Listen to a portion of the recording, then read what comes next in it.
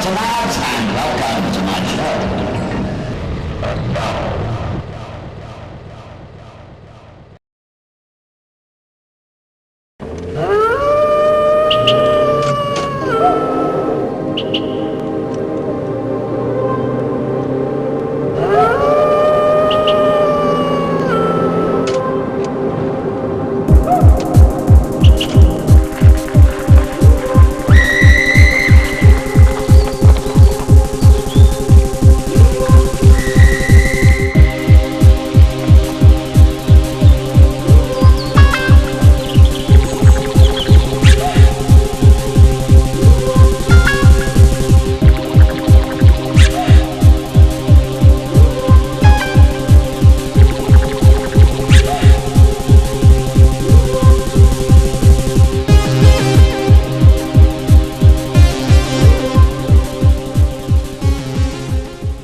So what is the Sirius Mystery, as you have discovered?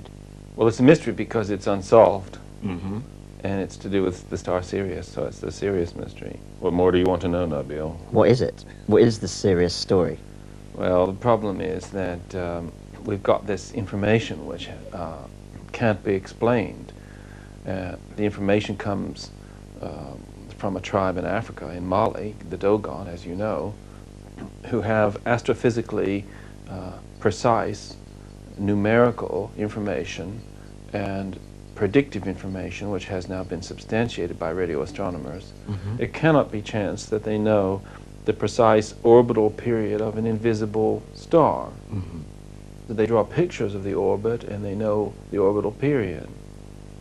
But the information goes far beyond that, because they then describe this star as being made of a substance which does not exist on the Earth. Mm-hmm. They specifically say that, Mm-hmm. and they talk about how intensely heavy it is. And we know that Sirius B is indeed made of superdense matter, which does not exist in our solar system. Mm-hmm. And so where did the information come from? That's the Sirius Mystery. Right. Now if you ask the Dogon where it came from, Mm-hmm. they will tell you. And that's what nobody wants to hear, because they say that their ancestors were given this information by visitors from the system of the star Sirius. That's what they say. Now, we may not like it, Mm-hmm. but that's their story and they're sticking to it. I think that we have been visited here on Earth by extraterrestrials, and that we are being monitored. At the very least, we're being monitored. This has continued from the first visitations up to the present day. Yes. Now, we may not be being monitored in what's known now as real time. Mm. It may be a retrospective recording by cosmic anthropologists with technology that's got recording devices that are now so small with this advanced technology of these extraterrestrials that they're invisible to us, as ours are becoming. We're already talking in nanotechnology Yeah. speculations about computers the size of atoms and all this kind of thing. Well, imagine that you'd gone beyond talk and had actually done it. Mm. So there could be a speck of dust floating in this room which would be quite up to recording our conversations and filming everything and transmitting that off to some sort of giant supercomputer somewhere that's orbiting in the outer solar system, creating a massive record of the history of this planet and its civilization. Why are people so scared to consider that possibility, particularly the established order? You might be worried about spies and bombs and plots, terrorists, invasions, coups. All sorts of things can happen that security agencies concern themselves with, which they call security issues. Mm-hmm. But they are all dwarfed in significance Mm. by the ultimate security issue, which is one which affects the entire fate of the entire planet. Mm. Namely, is there life on other worlds? And if so, what's our position in relation to it? Mm-hmm.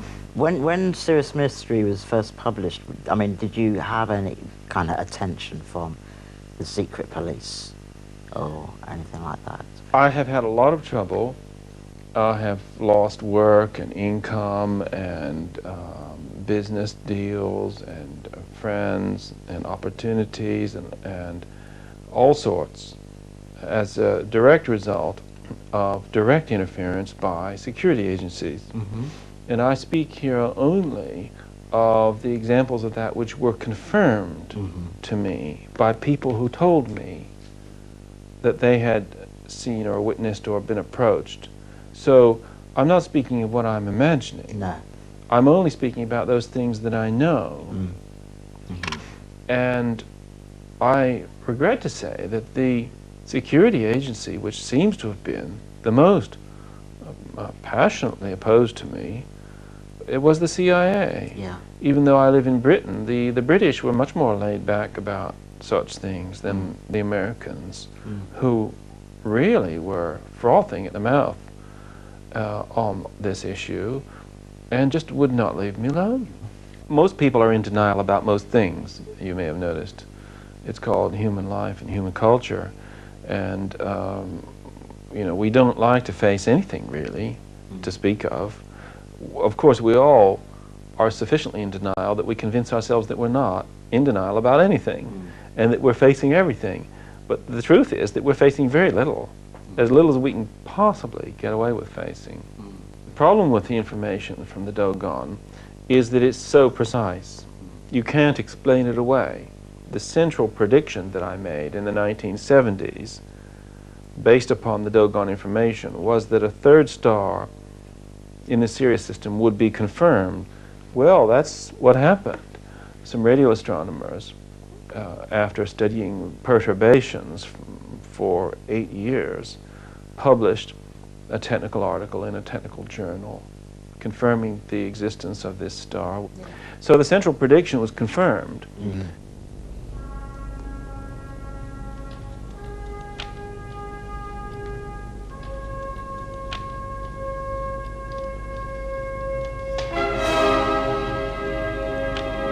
What do the Dogon people say is the reason for that contact between the terrestrials and the extraterrestrials? Why did they come? What was the purpose?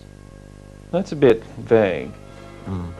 But they say these beings came from a planet, but that they didn't go home, that they're still around.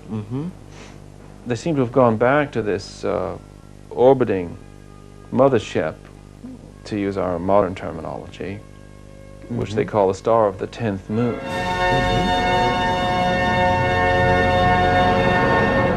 There is one moon in the solar system which is different from all other moons, Yeah. and it is the 10th moon of Saturn, known as Phoebe. It seems to have no craters. It's completely smooth as far as we can tell on its surface, which doesn't make a lot of sense, and it's in this weird orbit, which is quite unlike any other moon. And it might be that Phoebe, this 10th moon of Saturn, is the ship described by the Dogon, and it's full of numbos floating around in their fish tanks, waiting to wake up. Do they have a description of them? Very precise descriptions of them. The Namo didn't have legs, but instead had a fishtail and was aquatic, apparently amphibious. And the Greeks maintained the same thing. You know, Athens was founded by a fish-tailed aquatic being, and Chinese civilization was founded by Fuxi, who was an aquatic fish-tailed being.